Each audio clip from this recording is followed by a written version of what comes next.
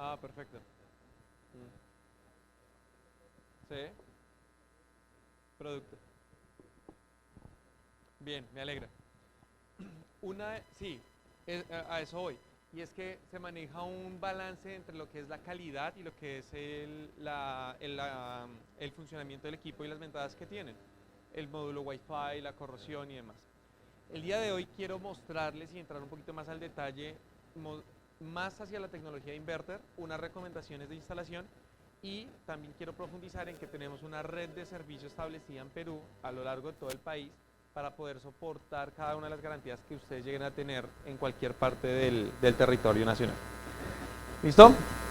Entonces, inicialmente, un punto que nos gusta hacer bastante énfasis es en nuestro periodo de garantía. Nosotros tenemos 3 años de garantía en cada uno de los productos y 10 años de garantía en el compresor para los sistemas inverter.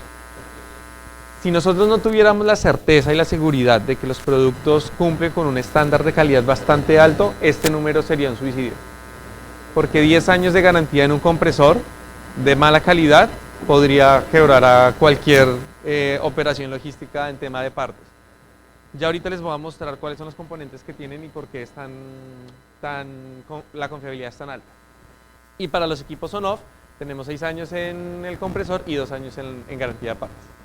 Y adicional a eso, nuestros equipos vienen con una certificación ARI que garantiza que a nivel internacional, o sea, no solamente que sea mi idea el que dice que tiene alta calidad, sino que haya un ente internacional que haga una auditoría y certifique que lo que nosotros le estamos diciendo sea verdad.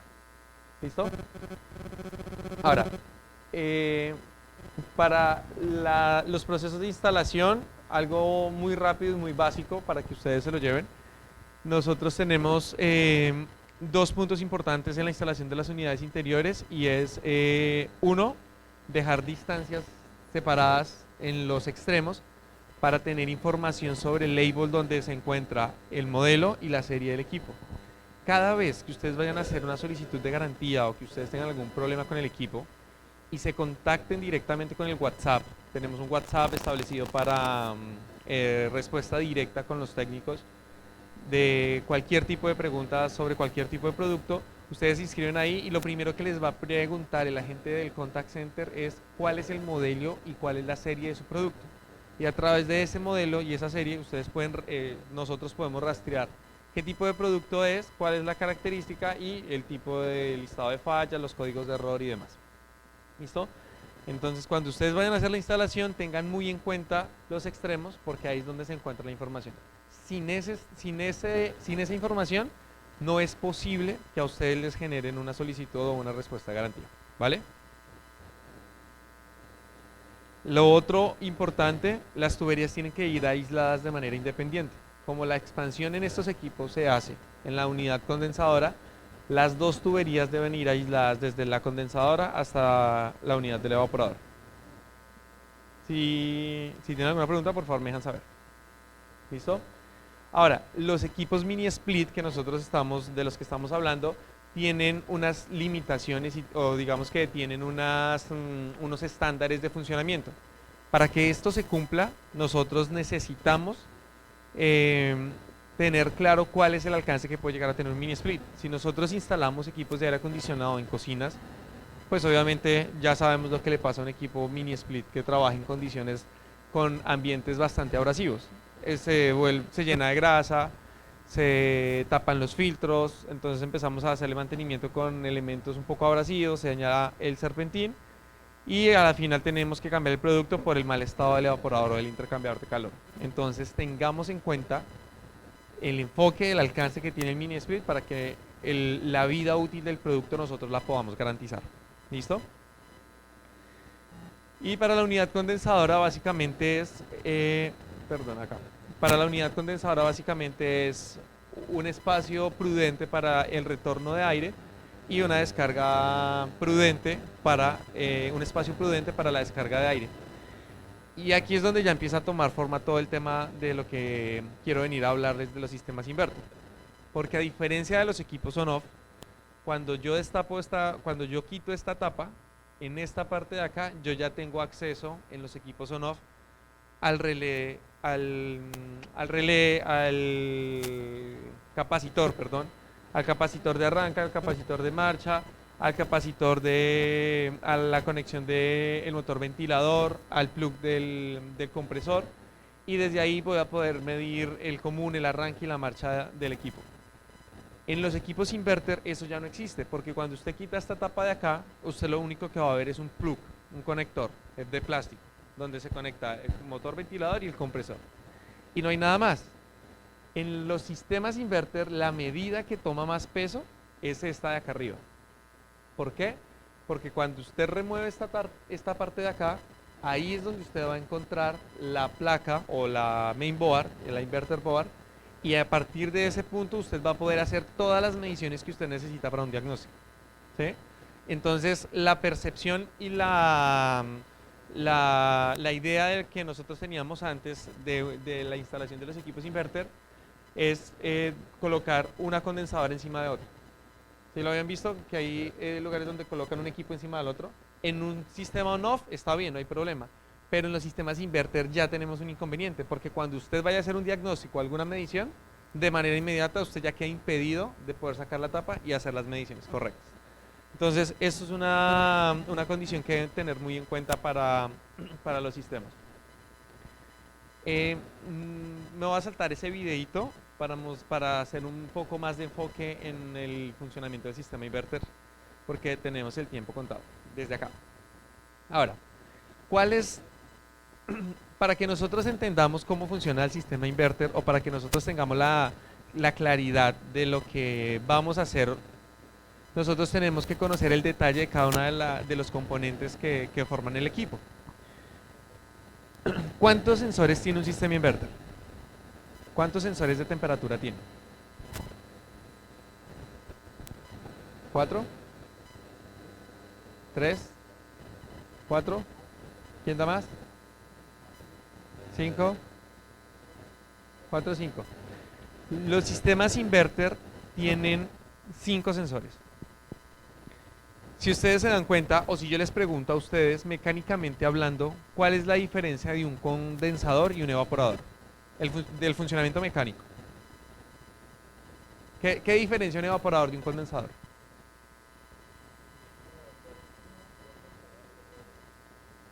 Lo absorbe. Digamos que sí es una consecuencia de su funcionamiento, pero mecánicamente hablando, ¿en qué se diferencia? ¿El compresor? Son exactamente iguales. Un evaporador y un condensador funcionan exactamente igual. Funcionan tan igual que con una bomba de calor usted puede invertir el ciclo. ¿Sí? ¿Cuál es la esencia de un intercambiador de calor? Un intercambiador de calor es poder tener una diferencia de temperatura de dos fluidos. ¿Cuál es el primer fluido? El refrigerante. Y el segundo fluido es el aire. La diferencia también está en el tamaño y demás, pero mecánicamente hablando son exactamente iguales. Entonces, en los dos intercambiadores de calor, usted va a ver aquí que este es el evaporador, tiene 2 sensores, y este que es el condensador también tiene 2 sensores, ¿sí? Porque funcionan exactamente igual. La diferencia está en que el compresor necesita otro sensor para proteger la máquina. Ustedes, en Colombia hay un término muy conocido que es el compresor se termiqueó, ¿sí? Y es que el bimetálico tiene un aumento de temperatura, se dilata, se contrae y corta el paso de corriente al compresor, y con eso protege la máquina. En este caso, este sensor que está acá es el que hace ese procedimiento, ¿sí? Entonces tenemos doble protección. Protección de corriente a través de la mainboard, protección de voltaje y protección de temperatura. La característica principal de esto, y que les va a facilitar a usted mucho la vida, es que estos dos sensores tienen los mismos rangos de temperatura. Entonces, si usted tiene la duda de si algún sensor está midiendo mal, mida los 4, que es muy poco probable que se dañen los 4 al tiempo. ¿Cuál es la manera correcta de medir un sensor de temperatura? ¿Ustedes qué saben? El ohmiaje. ¿Sí? Pero bueno, cuando usted abre su celular, usted sabe cuál es la temperatura ambiente del sitio donde usted está, ¿sí? Entonces usted coge la temperatura, dice estamos a 22 grados centígrados, pone su pinza o su multímetro y según el ohmiaje usted mira la tabla de los sensores, que esa tabla la pueden pedir a través del WhatsApp que les voy a compartir ahorita, Ustedes pueden hacer todas esas preguntas ahí y usted va a ver el catálogo de ohmiaje. 22 grados, 7 kiloohmios. Entonces, si usted le está haciendo la medición y no le concuerda, usted puede coger cualquiera de los otros 3 sensores, de los otros 12 de los intercambiadores de calor, y usted va a medir y tiene que darle exactamente lo mismo. ¿Sí? Si hay un sensor que esté desfasado, que esté abierto, pues ya obviamente usted descarta y sabe que es ese. Porque a diferencia de los equipos on-off, los sistemas inverter trabajan sí o sí a través de la temperatura. Anteriormente, cuando nosotros teníamos los equipos on-off, la manera en la que nosotros hacíamos un diagnóstico era un manómetro, una pinza amperimétrica. ¿Sí? Le colocamos la pinza amperimétrica al equipo, el compresor empieza a funcionar, usted mira la presión, mira el amperaje y usted podía determinar si el equipo estaba funcionando bien o estaba funcionando mal. A hoy eso cambia completamente la estructura de lo que nosotros estábamos acostumbrados a trabajar. Porque, ¿cuál es la presión de trabajo del R410 en un sistema de aire acondicionado? 120, 125. ¿Sí? Apagado el sistema tiene una presión de alrededor de 240. ¿Sí? ¿Qué pasa si yo les digo que le colocamos el manómetro a un equipo inverter de 410 y está trabajando a 180 PSI? ¿Ustedes qué pueden concluir de eso? El primer diagnóstico que a usted se le viene a la cabeza cuando no es que la presión de trabajo es de 180 en baja. ¿Tiene mucho gas? Se ha entregado la U. Disculpen, señor. ¿No hay mucha demanda?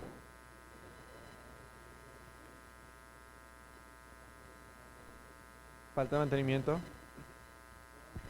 Sí, el señor tiene completamente la razón. Un sistema inverter puede trabajar a 180, 150, 200 PSI, como también puede trabajar a 100 PSI. Y eso consta y parte de la temperatura que están midiendo los sensores.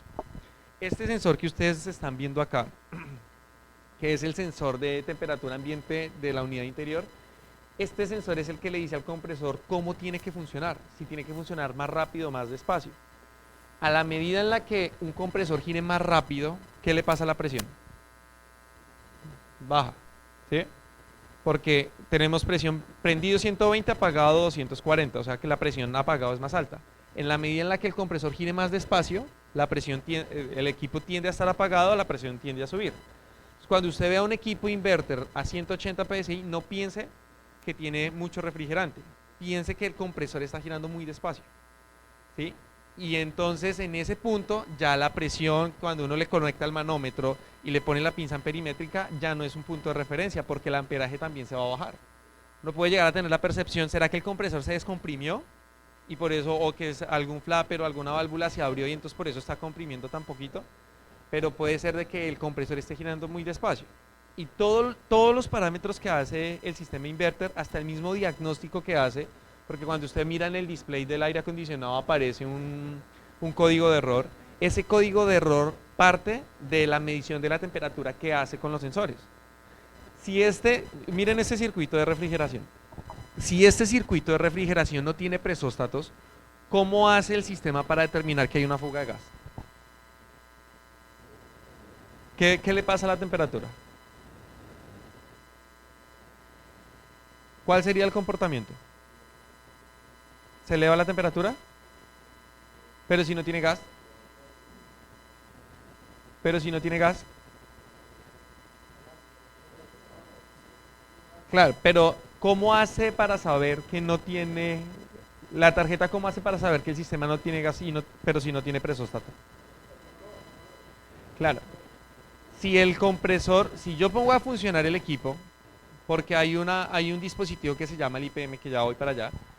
Si el IPM está sensando que el compresor gira, pero la variación de temperatura entre estos dos sensores no se cumple, pues obviamente no hay gas. Pero puede que no es que no haya gas, puede que los sensores se hayan dañado. Entonces hay varios parámetros que solamente a partir de la temperatura el sistema inverter trabaja. ¿Listo?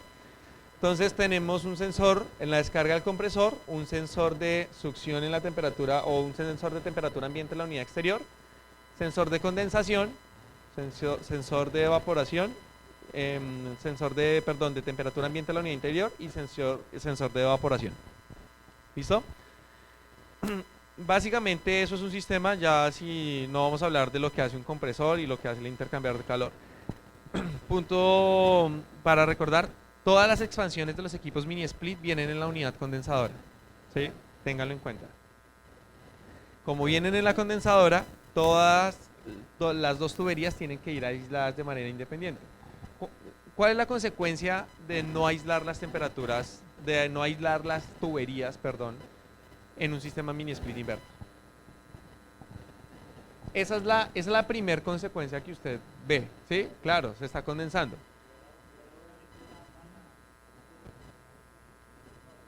Más o menos, sí, pero hay dos consecuencias graves. Hay una pérdida de rendimiento. Entonces, la tubería de succión viene más caliente que la tubería de líquido, hay un intercambio de calor, se condensa y tenemos una pérdida de rendimiento porque el refrigerante empieza a llegar en estado gaseoso. Y para que un equipo sea eficiente, el refrigerante debe inyectarse en estado líquido al evaporador. Esa es la consecuencia, digamos, la primera consecuencia, una pérdida en la eficiencia y en el rendimiento del producto. Pero hay algo más grave detrás de eso. Si yo tengo las dos tuberías unidas y la de succión está condensando la de líquido y la de líquido está, perdón, si la de succión está evaporando la de líquido y la de líquido está condensando la del evaporador, la tubería de succión ¿a dónde se conecta? Tenemos un golpe de líquido, ¿sí? Entonces, no solamente es la pérdida de eficiencia, sino el daño que yo le puedo producir al compresor si yo no aíslo las dos tuberías. Entonces, eso hay que tenerlo en cuenta. ¿Listo? Pequeño comentario, el equipo de 24.000 BTU trae una tubería atravesada en la tarjeta para poder reducir la temperatura de trabajo del IPM. Entonces, cuando vayan a hacer un trabajo con un equipo de 24.000 BTU en la tarjeta, tengan en cuenta que hay un tubo que está pasando por el IPM, que si hace una mala manipulación, ese tubo se rompe y usted tiene que empezar todo el procedimiento otra vez. Soldadura, vacío, presurización y demás. ¿Listo? ¿Tienen alguna pregunta? Señor. Solo el de 24.000. ¿Sí? Ahora, bueno, ya vamos a mirar lo del IPM. ¿Tienen preguntas hasta acá? ¿Cuál es la complejidad de las tarjetas inverter que nosotros estamos trayendo? Porque la percepción de evitar trabajar con un sistema inverter es que es más difícil el diagnóstico y que es más difícil trabajarlo. Yo quisiera hacer un sondeo aquí y preguntarles para ustedes qué es más fácil trabajar, un sistema inverter o un sistema on-off. ¿El on-off es más fácil? ¿Sí?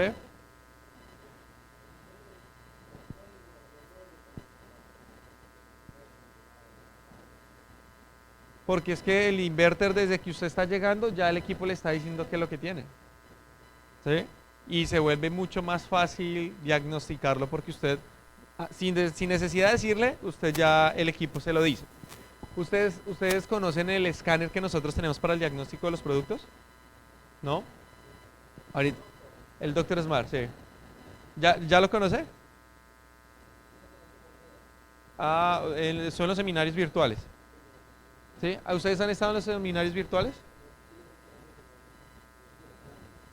¿Y alguien estuvo en la capacitación pasada, la que vimos acá en Refri Perú? ¿Sí? ¿Esto estuvo? Okay.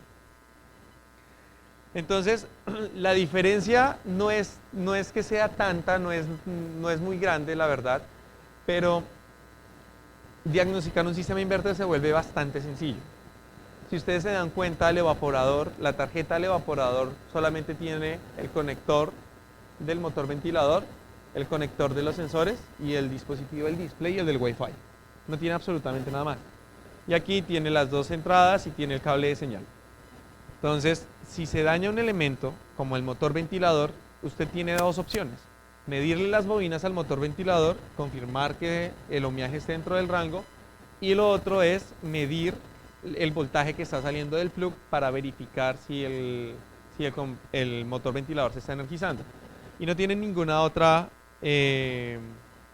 elemento. En la tarjeta del condensador pasa algo un poco curioso y es que se le da un poquito la complejidad, pero tampoco es mucho.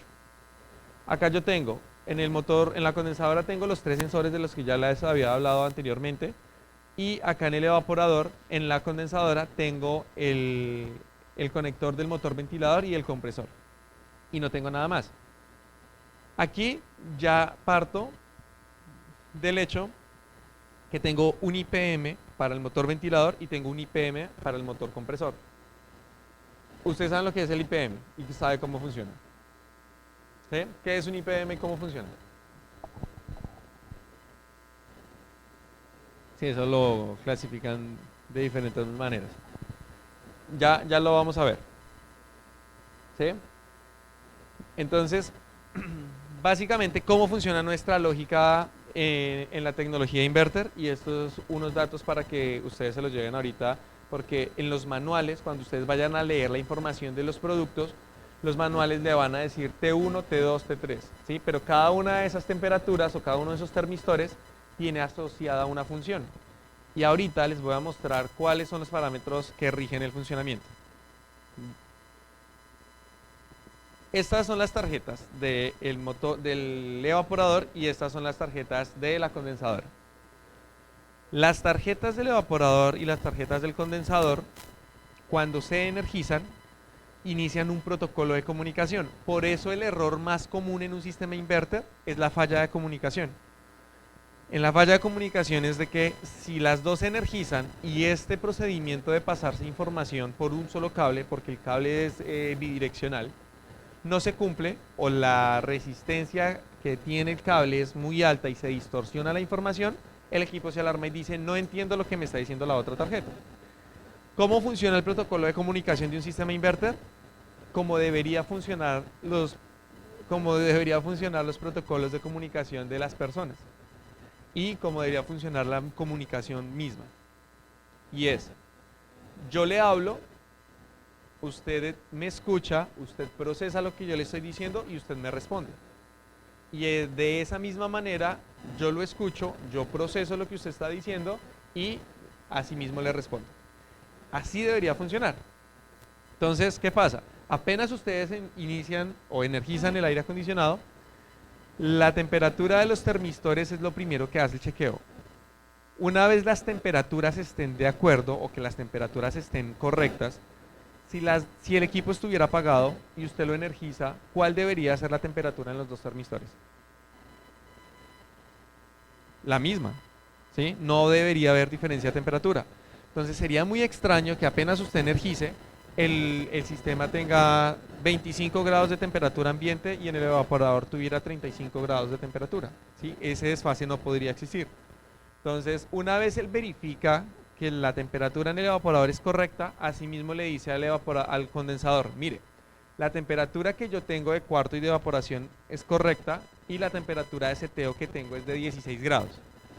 Y la condensadora le dice: ok, las temperaturas de descarga en el compresor de temperatura ambiente y de condensación están adecuadas a lo que yo estoy midiendo, por favor arranque. Entonces, después de eso, le dice: pone a girar el motor ventilador y el swing motor según el control remoto, y esta tarjeta pone a girar el motor compresor y el motor ventilador según lo requiera el equipo.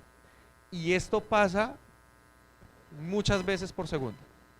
Si este cable no cumple las condiciones, esa información por el camino se pierde y hasta ahí llega el producto. Entonces, esto es una de las cosas vitales que ustedes tienen que garantizarle a un sistema inverter. ¿Listo? Ahora, el segundo componente más importante de la tarjeta inversora es el IPM. Ahorita que nosotros estábamos hablando sobre el circuito de refrigeración, hay un tubo que sale del capilar y se mete dentro de la tarjeta para regular el IPM. ¿Todos saben cómo funciona un IPM? ¿Cuál es la principal función de este dispositivo? ¿Señor? Variar la velocidad del compresor. ¿Cómo se varía la velocidad de un compresor? Por frecuencia. Pero si el compresor, si la tarjeta es ADC, en DC ya no tenemos frecuencia. ¿Señor?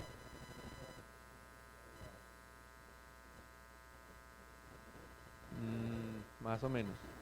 ¿Algún otro concepto? Muchas personas piensan que es el voltaje como en algunos variadores, pero no, aquí funciona un poco diferente. Se llama inversora porque hay un inversor efectivamente donde pasamos de corriente alterna a corriente continua. Con esa corriente continua yo básicamente tengo un positivo y un negativo. Y ese positivo y ese negativo son constantes. No hay una variación, no hay una onda sinusoidal, no hay absolutamente nada. Es una línea recta. Entonces, para que esa línea recta pueda ser utilizada en el funcionamiento de un motor, necesita pasar por un modulador de frecuencia. Y ese modulador de frecuencia es básicamente un contactor. Ustedes conocen, aquí todo el mundo conoce que es un contactor, ¿verdad? ¿Sí? El contactor se energiza, la bobina genera un campo electromagnético, ancla un cuerpo móvil y da continuidad entre las fases, si es bifásico o trifásico. Así funciona un IPM. Un IPM lo que hace es energizarse en sus dos puntas, un positivo y un negativo, y ese positivo es el que va a energizar cada una de las tres bobinas que tiene el producto. Entonces, usted coge el positivo y el positivo que hace, a diferencia del contactor que se ancla en las tres, el IPM energiza una bobina a la vez. Entonces tiene un contactor que energiza la fase 1, saca la fase 1, energiza la fase 2, saca la fase 2 y termina energizando la fase 3. Y así es que él modula la frecuencia. Entonces entra por acá, energiza la bobina U, gira la bobina, desenergiza la bobina U, pero al mismo tiempo energiza la bobina B con la misma potencia, con el mismo positivo. La energía de la bobina B se energiza, el compresor hace otro giro, la desenergiza, energiza U y el compresor hace un giro completo. Eso es lo que hace un IPM. ¿Cuál es la diferencia? Que lo hace tan rápido que la generación de calor es bastante alta porque consume mucha energía. Y no es que consuma energía que es igual al on-off que está consumiendo, que sean altos costos de funcionamiento de operación, sino que esa generación y ese control de la energía generan bastante calor. Por eso cuando usted ve una tarjeta inversora, parte de la mitad del panel de esa tarjeta es un disipador de calor. Y eso pasa porque necesita eliminar toda la cantidad de energía que se está produciendo acá. ¿Cuánto cree que puede funcionar una tarjeta inversora sin un disipador de calor? Alrededor de 30 segundos. O sea, básicamente hasta en el mismo arranque, si no tiene una correcta disipación de calor, el compresor puede estar quemándose, perdón, más que el compresor es la tarjeta. Pero teniendo en cuenta eso, la tarjeta del compresor, la tarjeta inversora, cuando ustedes le vayan a hacer mantenimiento, es necesario darle una limpieza y mantener libre el disipador de calor. Anteriormente en los equipos on-off, el mantenimiento era lavar el serpentir del compresor o lavar la condensadora con una hidrolavadora y ya básicamente que el mantenimiento quedaba terminado. En los equipos inverter usted sí tiene que hacerle un mantenimiento a la tarjeta inversora, porque si la tarjeta inversora no tiene un correcto mantenimiento, va a tener problemas de funcionamiento. Aparte de que esto le da el giro al compresor, si la temperatura de este aparato no se regula, esto hace que el compresor no gire. Y ya les voy a mostrar por qué. ¿Preguntas de eso? ¿No? Ok. Les voy a mostrar cómo funciona la lógica de un sistema inversor. No sé por qué se ve así. Pero bueno, les voy a mostrar cómo es que funciona la lógica del compresor para que ustedes se lleven una idea cuando estén en campo de lo que ustedes se van a encontrar del funcionamiento de los equipos. Lo primero es, cuando T1 es la temperatura ambiente, ¿sí? La temperatura ambiente del evaporador. Y TD es la temperatura que usted tiene en el control remoto. Vamos a suponer que la temperatura ambiente es de 20 grados centígrados. Bueno, no, en Lima la temperatura en el verano, ¿a cuánto alcanza? ¿30 grados? Ok. Vamos a hablar 25 grados centígrados y yo coloco el aire acondicionado a 18. 25 menos 18, ¿cuánto es? 7. Ustedes se vienen a la tabla de funcionamiento del compresor y revisan en qué rango están. ¿Está por encima de 3.5? el compresor debe estar girando a la máxima velocidad. Entonces, una vez arranque el aire acondicionado, la temperatura empieza a disminuir. Entonces, yo lo tengo seteado a 18 grados centígrados, la temperatura baja y llegó a 20 grados centígrados. O llegó a 19 grados centígrados, que es donde los equipos mini split bajan apagan el compresor. Yo bajo la temperatura, lo tengo a 18, lo bajo a 20 o 19 y quedo acá en el rango. En ese punto muchos equipos on-off se hubieran apagado. El sistema inverter queda trabajando en la frecuencia D.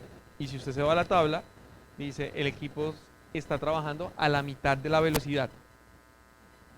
Entonces, una vez está llegando al set point, él debería disminuirlo. Solamente la disminuye cuando la diferencia es de 0.5, que ya entra en el rango F, que ya está el compresor girando al 25%.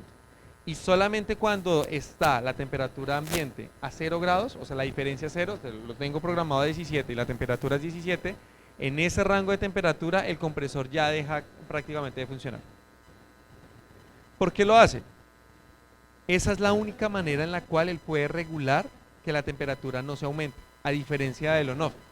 Si tuviéramos un equipo on-off, el equipo para, la temperatura se sube a 2 grados, él vuelve y prende, y en ese rango se la pasa. El sistema inverter lo único que va a hacer es tener una frecuencia de giro muy pequeña, pero va a seguir suministrando refrigerante al evaporador, y con la recirculación de aire la temperatura va a permanecer lo más estable posible. Y con eso es que nosotros podemos garantizar de que el equipo tiene una alta eficiencia. Hay una parte de lo que nosotros estamos hablando que ustedes pueden ir ahorita al stand y verlo, que es nuestro inverter 4. Y es la capacidad que tiene el chip inversor de mantener el compresor girando a muy baja frecuencia, generando este tipo de rendimientos. ¿Para qué es importante que un compresor gire a baja frecuencia? Uno, porque usted va a tener un bajo consumo, y dos, porque a esa baja frecuencia y a ese bajo consumo, si usted logra introducir refrigerante frío, la variación de temperatura que usted tiene en el cuarto es bastante baja. Y eso hace que usted sea más eficiente. Y a hoy todas las marcas están peleando por poder tener ese tipo de tecnologías y por poder dar el mejor rendimiento y el mejor aprovechamiento del producto. ¿Listo? ¿Tienen alguna pregunta? Ahora.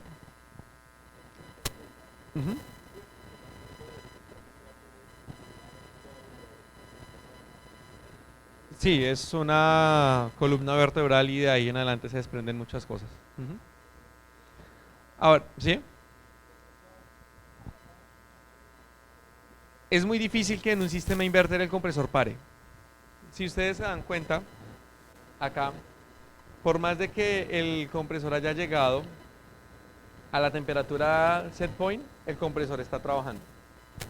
Ahí es donde ustedes van a encontrar un sistema inverter o un equipo de R410 trabajando a 180 psi, porque por más de que ya llegó la temperatura, el compresor va a seguir operando y la presión, claro, está girando a una baja frecuencia, obviamente la presión tiende a subir. ¿Listo? Entonces esa es la medida en la que nosotros podemos ver que el sistema, en un sistema inverter es muy difícil que el compresor se apague. ¿Para qué? Obviamente para mantener la temperatura interna lo más estable posible. Las variaciones de temperatura en un sistema inverter están alrededor de 0.5 grados centígrados. En los on-off estamos hablando de 1.5 o 2 grados centígrados, que es una diferencia bastante alta y que cada grado centígrado es peso o soles que estamos perdiendo. ¿Listo? Ahora, hay dos parámetros importantes que ustedes tienen que tener en cuenta del funcionamiento del compresor. El primero es que el motor ventilador de la unidad condensadora funciona completamente independiente al sistema del compresor. Uno pensaría que si el compresor gira más rápido, el motor ventilador de la unidad interior va a girar más rápido, o el motor ventilador de la unidad exterior va a girar más rápido, perdón. Pero normalmente no es así. Ustedes han visto, cuando ustedes apagan un sistema inverter, que el motor ventilador de la unidad exterior sigue girando, ¿sí? Ahí está haciendo una nivelación de temperaturas para que la presión de condensación baje lo más rápido posible. Pero básicamente todo el tiempo el motor ventilador de la unidad condensadora gira sin revisar lo que está haciendo el compresor. acá tengo la tabla de funcionamiento del motor ventilador. Normalmente en Lima, ¿cuál es la temperatura más baja que se puede llegar a alcanzar en invierno? 8 grados centígrados. Si yo estoy en Lima y tengo un rack, yo coloco que el rack funcione a 18 grados centígrados, pero la unidad exterior está en la terraza o está sobre algún balcón y estoy a 0 grados centígrados o a 8 grados centígrados, perdón. Si el compresor gira rápido y el motor ventilador girara rápido, ¿qué le pasa a ese sistema? Se congela, se queda completamente congelado. ¿Cuál es la diferencia con un sistema inverter y con un sistema que tenga un IPM independiente para el motor y para el compresor? Que la temperatura de condensación le dice al compresor si debe girar, al motor ventilador si debe girar más rápido o no. Entonces, yo tengo 8 grados centígrados en el ambiente. Puede que el compresor esté girando bastante rápido, pero si la temperatura ambiente no es lo suficientemente alta, el motor ventilador no va a girar. ¿Sí? Yo estaría acá, o sea, estaría muy por debajo del tope de velocidad del motor ventilador. Entonces, solamente con la temperatura de ambiente yo podría tener la condensación que necesito. Entonces, el compresor gira bastante rápido, el motor ventilador gira muy despacio y aprovecha la temperatura ambiente para poder enfriarlo, ¿sí? Como si fuera un chiller. Con eso, ya el equipo está garantizando, uno, el menor consumo de un motor ventilador y dos, está evitando que el producto se congele. O sea que adentro usted puede ver que el motor ventilador no gire, en la condensadora el motor no gire, pero dentro del rack que usted donde usted puso a instalar el aire acondicionado, la temperatura es completamente fría. ¿Sí? Ahora, ¿qué pasa con la temperatura de condensación? Ahí sí intervienen y en ese punto sí se conecta el compresor y el motor ventilador. Porque una vez la temperatura de condensación aumente, el motor ventilador va a testear que si está por encima de los 56 grados centígrados la temperatura ambiente, ahora sí empieza a aumentar la velocidad de funcionamiento del motor ventilador. Si yo no aumento la velocidad del motor ventilador en una condensación muy alta, ¿cuál es el problema que puedo llegar a tener en el sistema de aire acondicionado? Sí, se va a elevar mucho la presión. Voy a tener un subenfriamiento muy pequeño, va a llegar refrigerante en estado gaseoso al evaporador y el equipo no va a enfriar.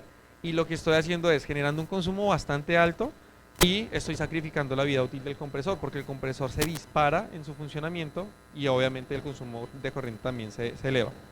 Entonces, para evitar eso, tengo dos pasos o dos filtros de protección. Uno, la descarga del compresor que mide si la temperatura de descarga es muy alta, lo apaga, y si la temperatura de condensación es muy alta, también lo apaga. Pero antes de apagarlo, lo que hace es exigirle al motor ventilador que saque la mayor cantidad de calor posible para que la condensación se pueda regular.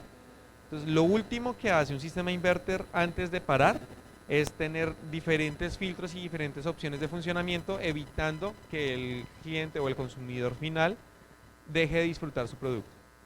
Entonces, esa es otra de las opciones que tenemos. Solamente hasta que la temperatura de condensación llegue a los 65 grados centígrados, el equipo va a parar. Que llegue a los 65 grados centígrados, ¿cuál debería ser la temperatura ambiente? ¿Cuál es la diferencia de temperatura entre la temperatura ambiente y la temperatura de condensación? ¿No? Hoy Lima estuvo alrededor de los 22 grados centígrados, 20 grados centígrados. Si yo pusiera el termómetro a la salida de un condensador, ¿cuál sería la temperatura que yo podría medir?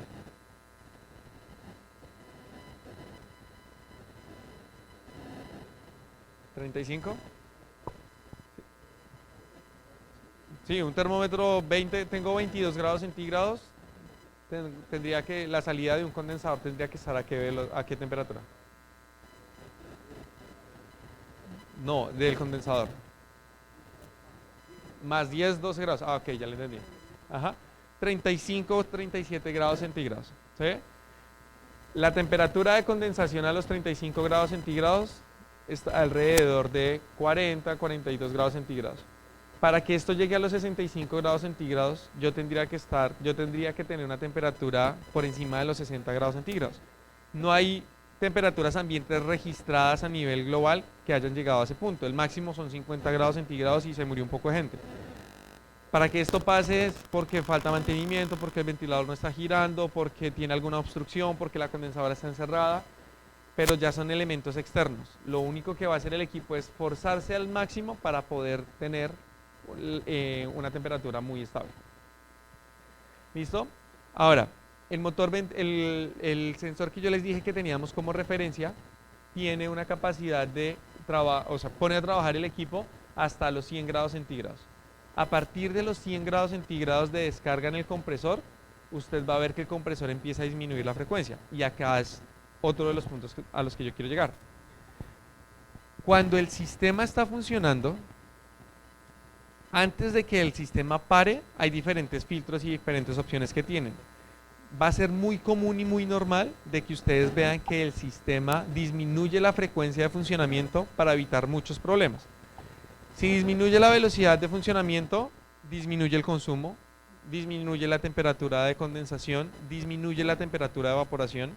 Entonces está evitando que el compresor se queme, está evitando de que el equipo se congele y está evitando tener consumos bastante altos. Entonces, la consecuencia de que un sistema de inverter no funcione bien, o cuando usted va a la casa del cliente a revisar qué es lo que pasa con su aire acondicionado, le dice, es que el equipo funciona y a la media hora es como si dejara de enfriar. Y pasa un rato y vuelve y funciona. Eso pasa porque en algún punto del sistema el equipo se está protegiendo, baja la frecuencia del compresor para protegerlo. Cuando los rangos vuelven a su estado normal, el compresor vuelve y trabaja de manera ordinaria. Y eso ustedes se lo van a encontrar mucho en los sistemas inverter. ¿Listo? Entonces, en este punto después de los 100 grados centígrados, el equipo disminuye la frecuencia hasta los 115, donde el compresor para completamente, evitando que se rompa. ¿Cuál es la temperatura de descarga de un compresor de normal, la temperatura de trabajo de un equipo de 410? De un compresor.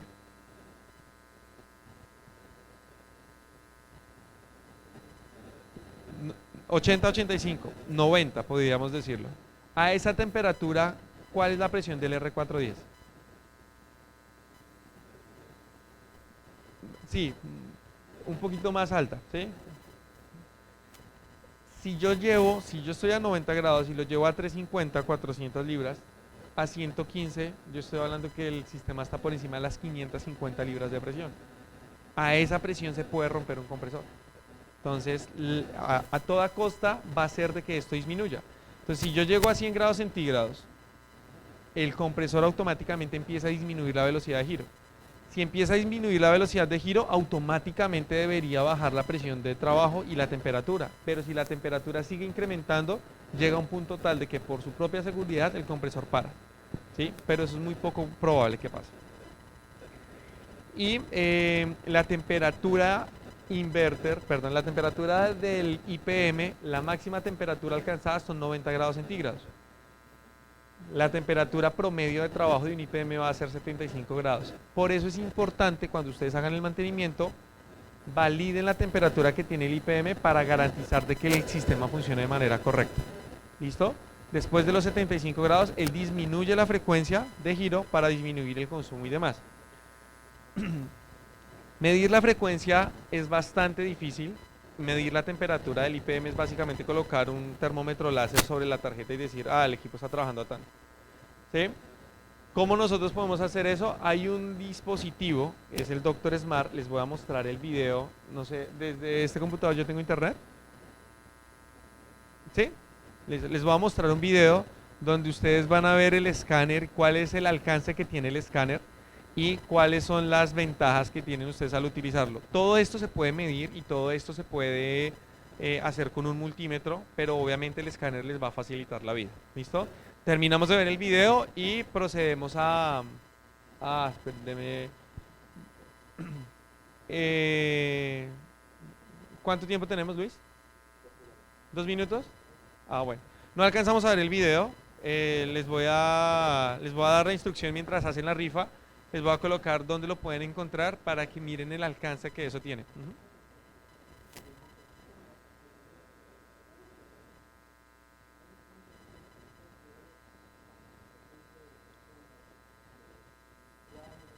Sí,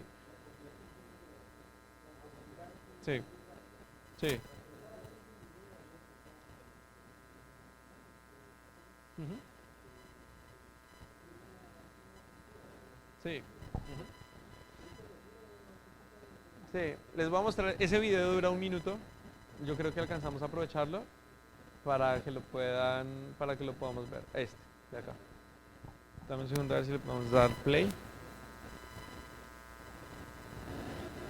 En zonas salinas o en lugares donde tenemos corrosión, Greetings, mi idea everyone. aplicó un I'm elemento que Dr. se M, llama el Golden and I'll be Fit o un conducting an experiment recubrimiento for you all químico que tiene alta today. resistencia a la corrosión de Here elementos abrasivos.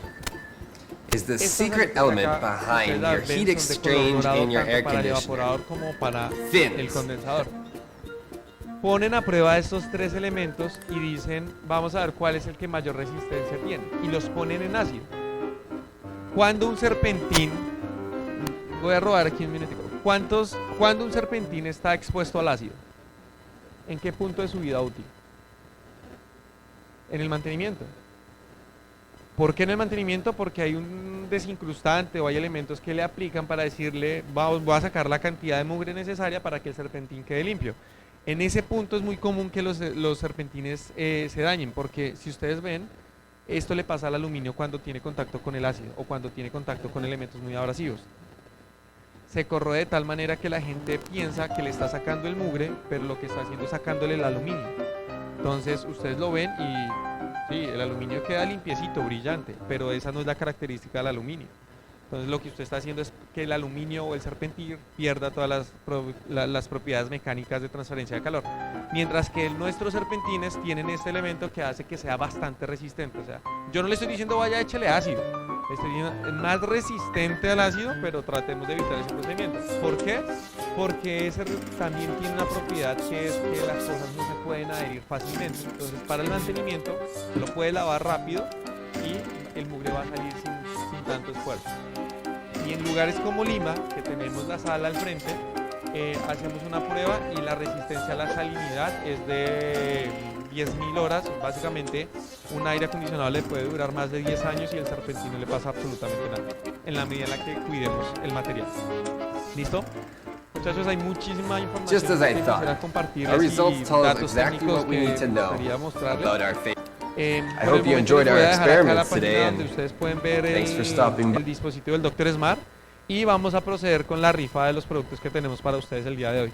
Muchísimas gracias por haber asistido a la charla y espero vernos en una próxima ocasión. Gracias.